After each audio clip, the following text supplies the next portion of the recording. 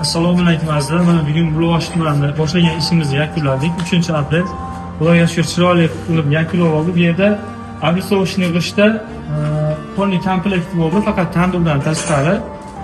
Turkman g'ishti bo'ldi, aynan qo'yib, xudo xolasa o'ta go'zal chiqdi. Yarqigacha mana boshlanishiga rakuna bo'lgan. Undan keyin 1 metrlik stol bor.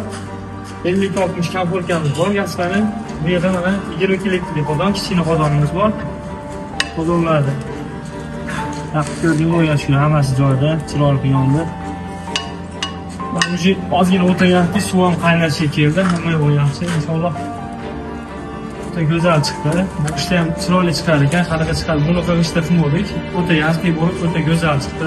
Bu yerda mana 50 litrlik qozon bo'lgan, burchakka mangal joylashgan. Mangalar o'ta go'zal chiqdi. Inshaalloh otishlari ham hamma yo'q joyida bo'ldi. Oldinga mana bu stolimiz bor.